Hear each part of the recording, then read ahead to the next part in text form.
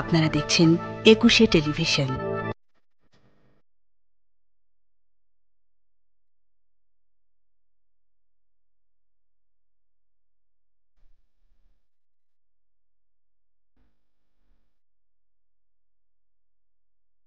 প্রিয় দর্শক, আপনাদেরকে আমন্ত্রণ জানাচ্ছি একুশে টেলিভিশন নিয়মিত অনুষ্ঠান কথোপকথন দেখবার জন্যে।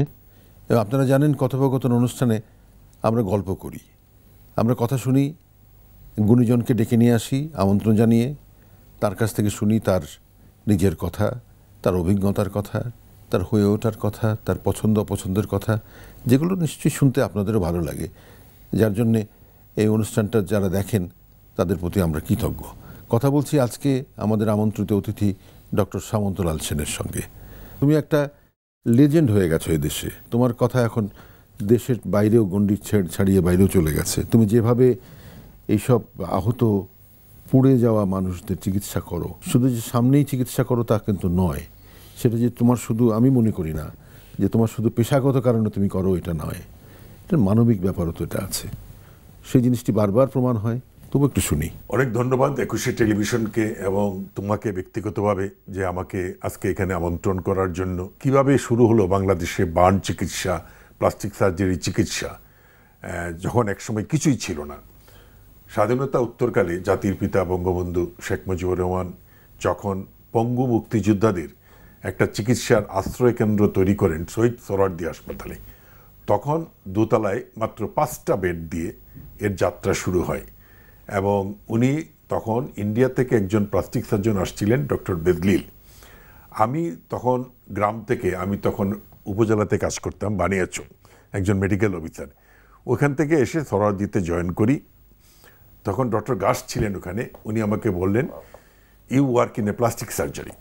আমি যখন প্লাস্টিক সার্জারি শুনলাম, বার্ন প্লাস্টিক সার্জারি, আমার একটু, তখন তো বিয়ে টিয়ে করি না, ইয়াং মানুষ, একটু অন্যরকম শিহরণ যে প্লাস্টিক সার্জন এটা বিরাট জিনিস। আমরা পেপারে পত্রিকায় দেখছি আমেরিকাতে প্লাস্টিক সার্জন ক্যাডিলাক গাড়ি চালায়, মানে অনেক অর্থের মালিক, মানুষের চেহারা সুন্দর করে, অনেক কিছুই আমার মধ্যে কাজ শুরু হয়ে গেল। যাই হোক, আমি কাজ শুরু করলাম।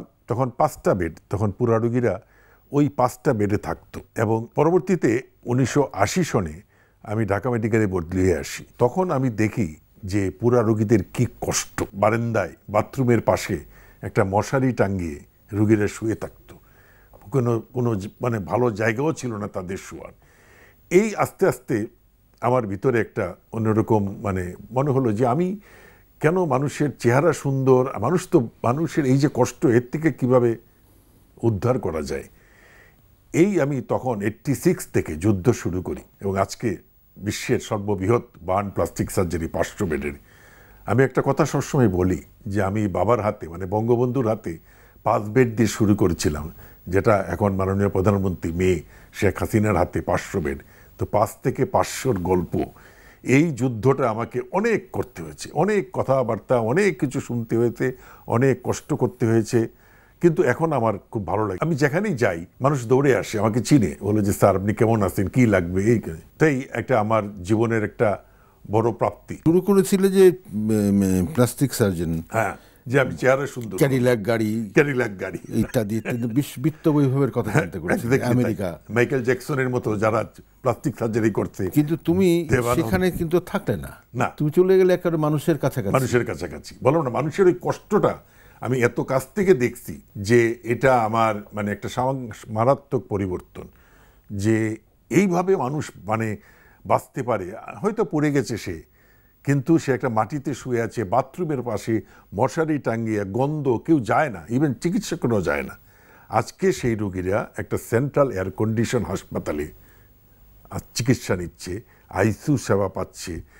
বাঁচা মরা তো উপরওয়ালার কাছে, কিন্তু অ্যাটলিস্ট মানুষের মনে একটা শান্তি যে আমার বাবা কিংবা আমার স্বামী, আমার স্ত্রী চিকিৎসা পাচ্ছে, ভালো চিকিৎসা পাচ্ছে, এই রাইটটা তো মানুষের আছে। আচ্ছা, তোমার কাছে একটা প্রশ্ন আমার জানতে ইচ্ছে করে, এই যে 500 বেডের burn hospital unit, burn hospital, modern hospital বলছো যেটা, 500 রোগী থাকেন সেখানে সবসময়, কোনো খালি, এবং অনেকে তো ভর্তি হতে পারেন না, তাই তো? মানুষ বাংলাদেশে 6 লক্ষ মানুষ, আমি বলছি এই কারণে বছরে প্রায় 6 লক্ষ মানুষ বিভিন্ন কারণে সারা দেশে পড়ে যায়। বিভিন্ন কারণ বলতে মানে ধরো এই যে রান্না করতে Accident. যাওয়ার সময় কাপড়ে আগুন লাগে। আমাদের ম্যাক্সিমাম গ্রাম দেশে মহিলারা চুলায় যখন রান্না করেন তখন শাড়ি তো এরকমভাবে পেঁচায় না, ওইটার থেকে আগুন লাগছে। গরম পানি নিয়ে যাওয়ার সময় পরে বৈদ্যুতিক, এরকম বিভিন্ন কারণে মানুষ পড়ে যাচ্ছে। রাজনৈতিক হ্যাঁ, ও রাজনৈতিক প্রতিহিংসা তো আছে, সেটা তো 2012 ওই সময় তো একটা মানে এটা আমি প্রায়ই বলি যে তখন প্রায়ই আমরা ওখানে যেতাম, তোমার সাথে দেখা হতো 2014 সালে কথা 14 সালে। তখন আমরা প্রায় যেতাম, যারা আহত হয়ে আসতেন তাদের প্রতি সমবেদনা জানানোর জন্য, আর কিছুই করতে পারতাম না। কিন্তু তোমাকে দেখতাম তুমি নিরলসভাবে কাজ করে যাচ্ছ। আমার কাছে খুব কষ্ট লাগতো, কারণ আমরা বই মানে পুস্তকে যা পড়ছি যে মানে পুরা রোগীর কি কি কারণ থাকে, কিন্তু এরকম একটা ভায়োলেন্সে মানুষ পড়তে পারে। আর আমার তখন একটা প্রশ্ন সবসময় জাগতো যে যারা ইনজোর্ড হয়ে আসতো এরা হয় ড্রাইভার, ট্রাকের ড্রাইভার, বাসের ড্রাইভার, সাধারণ লোক। এদের তো রাজনীতির মানে ওরা তো রাজনীতি করে না, ওদের কাছে ওরা সারাদিন কাজ করে যেটুকু পয়সা পেত। আমি জানি একটা পিক আপ পিছনে বসে তারা আসছে, ওইখানে বোম ব্লাস্ট। তো আমার তখন একটা প্রশ্ন ছিল সবার কাছে যে যারা বোমটা ছুটতো কিংবা পেট্রোল আগুন লাগাইতো তারা তো নিজেরাও জানে না যে তাদের আত্মীয় তো ওইখানে থাকতে পারে, তাদের ছেলে মেয়েও তো ওই গাড়িতে থাকতে পারে। এই যে প্রতিহিংসার রাজনীতি, মানে মানুষের যে কষ্ট, এবং ওই বার্ন যারা হইতো তারা কিন্তু পরবর্তীতে একটা ট্রাকের ড্রাইভার যখন ওইরকমভাবে ইনজোর্ড হয়ে যায়, ও কিন্তু পরে আবার ওই ট্রাক চালাতে পারে না, সাইকোলজিক্যাল এফেক্ট হয়। ও ট্রাকে যখনই বসে তখনই তার ওই গুণ হয়। সুতরাং একটা মানুষের জীবনটাকে শেষ করে দেওয়া। তোমার শৈশব সিলেট? শৈশব আমার সিলেটে, হ্যাঁ। আমি নাগুরা বলে একটা ফার্ম ছিল, ওইখানেই আমরা ছোটবেলায়। তো আমার ডাক্তার হওয়ার পিছনে কিন্তু শৈশবে অনেক কিছু স্মৃতি আছে। যেমন আমরা যখন ছোটবেলায় দেখতাম তখন তো ওই দামোদর বাবু বলে একজন কবিরাজ চিকিৎসক ছিলেন, হাতে একটা বাক্স নিয়ে বাড়ি বাড়ি থেকে রুগী দেখতেন। ওইগুলো দেখেই কিন্তু আমার মনে হতো যে আমি হয়তো ডাক্তারি পড়ব, এরকম কলা গাছে ইঞ্জেকশন দেওয়া, এগুলো কিন্তু সব। আর আমার বাবার একটা খুব প্রকঞ্চ ইচ্ছা ছিল আমি চিকিৎসক হব, ওই তখন থেকেই আমার চিকিৎসক হওয়ার স্বপ্ন। স্কুলে কি এলাকার স্কুল? এলাকার স্কুল। আমি না, আমার বাবা তো সরকারি চাকরি করতেন, যার জন্য হবিগঞ্জে কিছু পড়াশোনা করছি, তারপরে দিনাজপুরে, কুষ্টিয়া, বিভিন্নভাবে ঘুরে ফাইনালি ঢাকায় এবং পরে চট্টগ্রাম মেডিকেল কলেজ থেকে আমি ডাক্তারি পাশ করি। কোন বছর? 72 সনে, 1972-তে। তারপরে এই বঙ্গবন্ধুর সরোয়ার্দী হাসপাতালে। তারপরে আমি বাইরে গেলাম, প্লাস্টিক সার্জারি। তখন তো কিছু ছিল না, তখন আমরা বাইরে থেকে পড়াশোনা করে আসছি। তারপরে এসেই সরোয়ার্দীতে জয়েন করলাম, সরোয়ার্দীতে তারপরে গ্রামে কিছুদিন ছিলাম, এইভাবেই আর কি নিজের কেরিয়ারটা শুরু। শরণার্থী জীবন দেখেছো? আচ্ছা, এই প্রসঙ্গে কথা বলবো একটু পরে, এটা বিরতিতে যাই। তারপরে প্রিয় দর্শক, দেখছেন কথোপকথন, কথা বলছি ডক্টর সামন্তলাল সেনের সঙ্গে। একটা ছোট্ট বিরতিতে যাব, বিরতির পর আবার আমরা ফিরে আসবো আমাদের অনুষ্ঠানে। ততক্ষণ আমাদের সঙ্গে থাকবেন।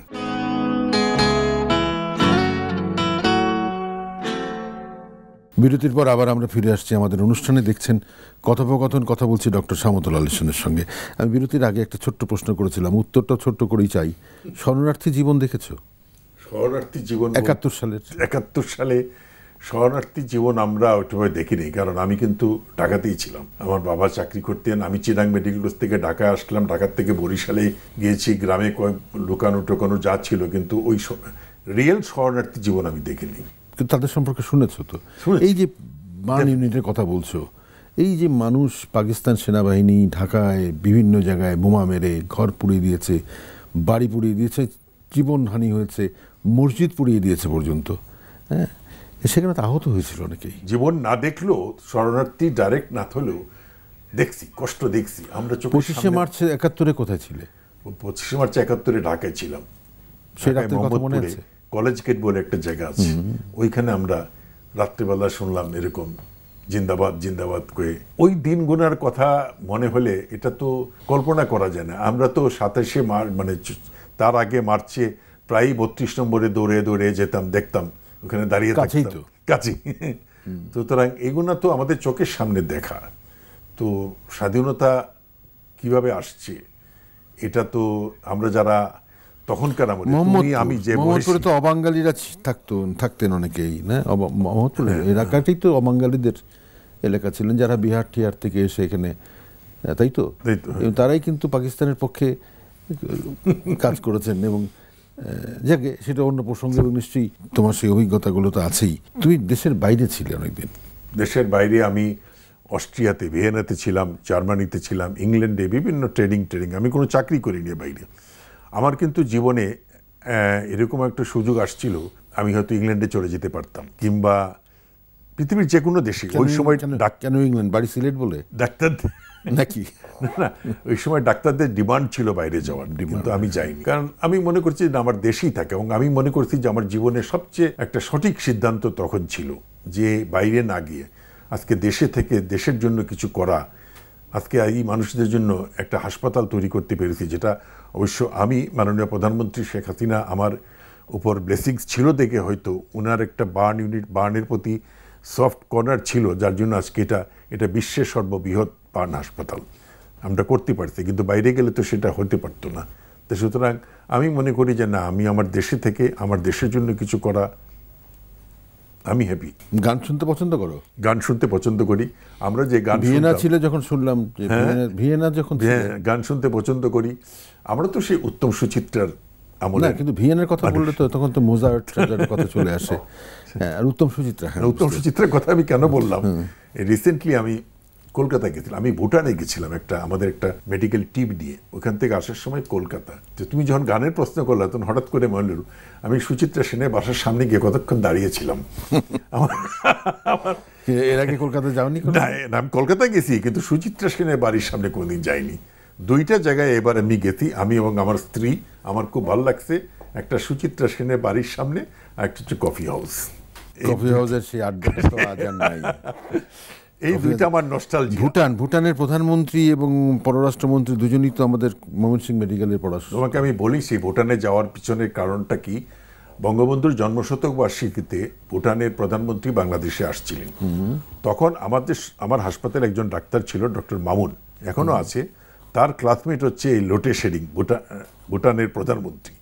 ও আর আমি গেলাম একটু দেখা করতে। তো আমি যখন তার সঙ্গে দেখা করার সময় আমি বললাম যে আমরা বঙ্গবন্ধুর নামে একটা প্লাস্টিক সার্জারি ক্যাম্প করব। পরবর্তীতে আমি মাননীয় প্রধানমন্ত্রীকে বললাম, উনি খুব খুশি হইলেন, বললেন যে এটা তো খুব ভালো কথা, কিন্তু কোভিডের জন্য যাইতে পারিনি। সেটাই এত বছর পরে এইবার প্রথম গেলাম। এটা দুইটা উদ্দেশ্য, একটা আমি একটা বিরাট টিম নিয়ে গেলাম, এবং বাংলাদেশের যে এই সামর্থ্য এখন আসছে যে বাইরে গিয়েও কাজ করার, এটা একটা প্রমাণ। এবং আমি যাওয়ার সময় মাননীয় প্রধানমন্ত্রী আমাকে বলছিলেন যে তুমি দেখবা ওখানে বার্ন রোগীদের চিকিৎসা কিছু করা যায় কিনা। আমি দেখে আসছি, এবং এখানে আমরা 15-16 বেডের একটা, যদিও অত বার্ন ওদের দেশে নাই, আমরা করব। কিন্তু ভুটানের সফরটা আমার কাছে খুবই ভালো লাগছে আর কি। ভুটান বাংলাদেশকে প্রথম স্বীকৃতি দেয়, যে সেই দেশে গিয়া সেই দেশের মানুষের জন্য কিছু করতে পারছি, এটা আমি আমার জীবনের বড় পাওয়া একটা। তুমি সম্প্রতি বোধহয় চীনেও গেছিলে? হ্যাঁ, চীনে গেছিলাম। চীনে গেছিলাম। চীনে এশিয়া প্যাসিফিক বার্ন কংগ্রেস, একটা বার্নের কনফারেন্স, সেটাতে। এবং চীনে যাওয়াতে যেটা আমাকে বলা হলো 2027-এ আমরা বাংলাদেশে এশিয়া প্যাসিফিক বার্ন কংগ্রেস করব, মিটিং, এবং সেটার প্রেসিডেন্ট হচ্ছে আমি। তো সুতরাং এটা একটা বিরল সম্মান বাংলাদেশের জন্য, বিভিন্ন দেশের লোককে। তুমি বলছিলে যে পৃথিবীর সর্ববৃহৎ বার্ন হসপিটাল এখন বাংলাদেশে, শেখ হাসিনা বার্ন হসপিটাল, তাই তো? তাহলে কি তুমি যেভাবে কথা বলছো তাহলে কি এই বিষয়টাতে বাংলাদেশ বিশেষজ্ঞ হিসেবে পৃথিবীতে প্রসারিত হচ্ছে? ডেফিনেটলি আমি তো মনে করি এটা, যে আমি তো সবসময় বলি বাংলাদেশের চিকিৎসকদের সেই এবিলিটি আছে, বা এখন মেধা আছে। এখন তো পৃথিবীটা হাতে, মোবাইলে হাতে, ইন্টারনেটের যুগ। সুতরাং এই দেশের চিকিৎসকরা ভালো কাজ করতে পারে, কিন্তু আমাদের অনেক সময় হয় কি, আমাদের এই এত রোগীর চাপ, এত ফ্যাসিলিটির অভাব মাঝে মাঝে। কিন্তু এই শেখ হাসিনা বার্ন ইনস্টিটিউটটা এমন একটা হাসপাতাল যে এখানে বিশ্বের যা যা লেটেস্ট মডেলের সব কিছু কিন্তু এখানে আছে। এখানে বার্ন প্লাস্টিক সার্জারি করার মতো সব, এখানে একটা হেলিপ্যাড আছে, যে কোনো জায়গায় দুর্ঘটনা হলে হেলিপ্যাড আছে, জি, যেটা বিদেশে থাকে, সঙ্গে সঙ্গে নিয়ে আসে। এই কিছুদিন আগে আমাদের এক ডাক্তার চিটাগাং বাঁশখালীতে যাওয়ার সময় তার গাড়িতে অ্যাক্সিডেন্ট হয়, বার্ন হয়ে যায়। কিন্তু আমরা হেলিকপ্টারও জোগাড় করতে চেয়েছিলাম, কিন্তু এত দুর্যোগ আবহাওয়া যে আমরা পারিনি। তখনই হেলিপ্যাডটাকে নামানোর কথা ছিল।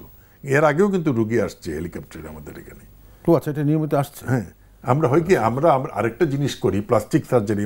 বিদেশে গেলে আমরা দেখি হাসপাতালের উপরে হেলিপ্যাড থাকে, এইটা ওই জন্যই করা হয়। ধরো এই রাস্তায় একটা রোড ট্রাফিক অ্যাক্সিডেন্ট হলো, একটা মানুষের হাতটা কেটে গেল কিংবা আঙ্গুল একটা কেটে গেল, এটা যদি আমরা হেলিকপ্টার কিংবা কোনোভাবে 6 ঘন্টার মধ্যে নিয়ে আসতে পারি, আমরা কিন্তু এটা জোড়া লাগাতে পারি, এবং এটা মাইক্রো সার্জারি বলে। এই ফ্যাসিলিটি আমাদের এখানে আছে। তো সুতরাং ওই জন্যই হেলিপ্যাডটা করা হয়েছে। আবার একটা বিরতিতে যাই, তারপরে শেষে চলে এসছি আমরা। না, ঠিক আছে। প্রিয় দর্শক, দেখছেন কথোপকথন, কথা বলছি ডক্টর সামন্তলাল সেনের সঙ্গে। আবার একটা বিরতিতে যাব, বিরতির পর ফিরে আসবো আমরা আমাদের অনুষ্ঠানে। ততক্ষণ আমাদের সঙ্গে থাকবেন।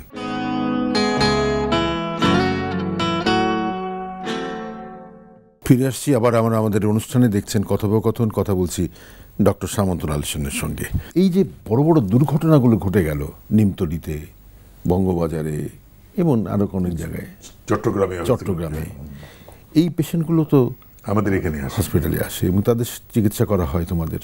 আচ্ছা, তুমি একটু আগে বলছিলে যে একজন ট্রাক ড্রাইভার যখন বার্ন চিকিৎসার পর সুস্থ হয়ে ফিরে যান, তিনি আর কখনো ট্রাক চালাতে পারেন না, তার মানসিক সমস্যার কথা বলছিলে। তার মানে চিকিৎসা শুধু ফিজিক্যাল চিকিৎসা নয়, মানসিক চিকিৎসাও দরকার। ওটা খুব ইম্পর্টেন্ট। সেটার জায়গাটুকু কতটুকু আছে, সেটার ব্যবস্থা কি আছে? একটা মানুষ, একটা ট্রাক ড্রাইভার শুধু না, সিএনজি ড্রাইভার, এরকম অনেকেই আছে যারা আসে না। যে কোনো বার্ন রোগীর এটা একটা ট্রমা। তো বার্ন রোগীর পরবর্তীতে ভালো হলে, সুস্থ হলে কিন্তু মানসিক চিকিৎসা দরকার। সেই জন্য আমাদের এখানে, আমাদের হাসপাতালে সাইকোলজিক্যাল স্পেশালিস্ট, সাইকিয়াট্রিক স্পেশালিস্ট সবই আছে। আমরা তাদেরকে মানসিক সাপোর্টটা দিই, কিন্তু সবচেয়ে হচ্ছে তাদেরকে পুনর্বাসন করা। এবং তারা যদি ধরেন একটা ট্রাক ড্রাইভার, সে যদি পরিবারের দায়িত্ব আছে না? হ্যাঁ, সরকার ডেফিনেটলি সমাজ সেবার থেকে তাদের দায়িত্ব আছে তাদেরকে পুনর্বাসন করা। এটা তো সরকারের মেইন দায়িত্ব। না, পরিবারের কথা বলছি। ও, পরিবারে, যে পরিবার থেকে তিনি আসেন, হ্যাঁ, তা তো নিশ্চয়ই। সেই পরিবারে যখন ফিরে যান, পরিবারের দায়িত্ব আছে, পরিবারের আশেপাশে যারা আছে তাদেরও দায়িত্ব আছে, সমাজের অন্যান্য ক্ষেত্রের লোকের, বিত্তবান যারা আছেন। সেই ক্ষেত্রে কি কোনো উদ্যোগ বা কোনো সংগঠন প্রতিষ্ঠান আমাদের দেশে আছে? আমার জানা মতে এখন পর্যন্ত ওইরকম কিছু নাই। আমরা সমাজ কল্যাণকেই ম্যাক্সিমাম, সমাজ সেবা যারা মানে অধিদপ্তর আছে সেইখানেই করি। আবার অনেক সময় এরকমও থাকে, এগুলো খুব দুঃখজনক, যে অ্যাসিড বার্ন কিংবা অ্যাসিড ছুঁড়ে মারে কিংবা ভায়োলেন্স যখন কোনো মেয়েকে পুড়িয়ে দেওয়া হয়, তারা যারা বাঁচে। আচ্ছা, এই সংখ্যাটা কি কমেছে? এখন অনেক কমছে, আগের থেকে অনেক কমছে। এখন তো সহজলভ্য না, এখন তো কেনা বেচায় একটা এসছে, আইন মানে অনেক মনিটর করা হয়, মনিটর করা হচ্ছে। সো এখন ওই জিনিসটা কমেছে, কিন্তু অ্যাক্সিডেন্টের না, এটা কমে। এটা তো যে কোনো সময় নেই। আর এই ঘনবসতির যে জায়গাগুলো, এই যে এই যে নিমতলির ঘটনাটা তো ঘনবসতির জায়গায় হয়েছিল আর কি। শুধু ঘনবসতি, এটা খুব মানুষের কোনো নেই, মানে অফকোর্স মানুষের রাশি। এখনো তো নিমতলি সে কবে হচ্ছে, কিন্তু এখনো তো এই যে কেমিক্যালগুলো রেখে দেওয়া, এখনো রেখে দিয়েছে, এখনো তো সেখানে আছে। এখনো বিভিন্ন যে দুর্ঘটনা হয়, সেলুনে মানুষ চুল কাটতে যায়, তাই না? সেখানে যে এয়ার কন্ডিশনটা থাকে, এটা কেউ পরিষ্কার করে না। এটা সেই বছরের পর বছর চলতেছে। এটাকে মাঝে মাঝে সার্ভিসিং করা, সেটা করে না। সেই জন্য দুর্ঘটনা হয়, এবং দুর্ঘটনাতে এই দায়িত্বটা হচ্ছে যিনি ব্যবসা করছেন সেলুনের ব্যবসা, তার সে তো করছে না। তো এইগুলো দুর্ঘটনা তো প্রতিরোধ করা যায়, কিন্তু এটা যদি একটু সজাগ হয় মানুষ, তাহলে এগুলো প্রতিরোধ করতে পারে, কিন্তু সেটা তো হচ্ছে না। আমি আরেকটা জিনিস এই প্রসঙ্গে বলি, তাতে মানুষের উপকার হবে। এই যে মোবাইল ফোন, আমরা যে মোবাইল ফোনে কথা বলি, এই মোবাইল ফোন কোনো সময় চার্জে দিয়ে কথা বললে কিন্তু সেটা মারাত্মক দুর্ঘটনা হয়। আমাদের ঢাকা ইউনিভার্সিটির একটা ছাত্র মারা গেছে আমাদের এখানে, মোবাইল ফোনে কথা বলতেছিল চার্জে দিয়ে। কিন্তু প্রায়শই দেখি। হ্যাঁ, এইটা আমি জানি না অনেকেই করে কেন, এটা জানি না। এটা খুবই মানে ডেঞ্জারাস, এটা না করা ভালো আর কি। ফ্যাক্টরিতে আগুন কিংবা কেমিক্যাল বিস্ফোরণ নারায়ণগঞ্জে বেশি হয়, এগুলা নারায়ণগঞ্জে বেশি হয়। হ্যাঁ, হয়েছে নারায়ণগঞ্জে তো বড় বড় ঘটনা ঘটছে। আচ্ছা, ঋতু ভিত্তিক কি ঘটনাগুলো বাড়ে কমে? শীতের মধ্যে বাড়ে। সবসময় শীতের মধ্যে ঋতু মানে আগুনে পোড়া রোগীর সংখ্যা বাড়ে। কেন? যেহেতু মানুষ ওই ড্রাই হয়ে থাকে, সেই জন্যে। মানে গরম পানি দিয়ে গোসল করে, একটা বাচ্চা যখন বাসায় গরম পানি দিয়ে গোসল করতে যায়, তখন ওই যে গরম পানিটা যারা ক্যারি করে তারা ডেক্সিতে করে নিয়ে যায়, ওটা ধাক্কা লাগলে গায়ে পড়ে যায়, কিন্তু বালতিতে করে নিয়ে গেলে হয় না। এই জিনিসগুলো খুব কমন। তারপরে দেখা যায় এখনও উত্তরবঙ্গে ওই যে আগুন ফোয়াইতে যায় বাইরে মাটির থেকে মালসার ভিতরে। আরো আশ্চর্য হয়ে যে আমরা যখন রোগী পাই এই 2023 এই সেঞ্চুরিতে বাচ্চা মানে প্রেগনেন্ট মহিলা বাচ্চা হওয়ার পরে তারা সেক দেয় ওই গরম ইয়ের থেকে, সেখান থেকে বার্ন হয়ে যায়। এখন কিন্তু হট ওয়াটার ব্যাগ আছে, অনেক কিছু আছে, কিন্তু সেগুলো না করে এই কতগুলো জিনিস যদি একটু ভালো করে ফলো করা যায় তাহলে কিন্তু পুরা রোগীর সংখ্যা অনেক কমে আসবে। ধন্যবাদ ডক্টর সামন্তলাল সেন। এই শেষ কথাগুলো খুব পরিধানযোগ্য আমার মনে হয়। সামান্য সতর্কতা মানুষের জীবন কেন অনেক বড় দুর্ঘটনার থেকে বাঁচিয়ে দিতে পারে। আপনাকে অসংখ্য ধন্যবাদ আমাদের সঙ্গে থাকবার জন্য তোমাকে। প্রিয় দর্শক, কথা বলছিলাম ডক্টর সামন্তলাল সেনের সঙ্গে, আমার বন্ধু এবং আপনাদের সবার বন্ধু, এই জাতির বন্ধু, এই দেশের বন্ধু। শুনছিলেন তার মুখ থেকে কি করে সামান্য সতর্কতা একজন মানুষের জীবন বাঁচিয়ে দিতে পারে। যা শুনলেন সেটা মানবার চেষ্টা করবেন। ধন্যবাদ, ভালো থাকবেন।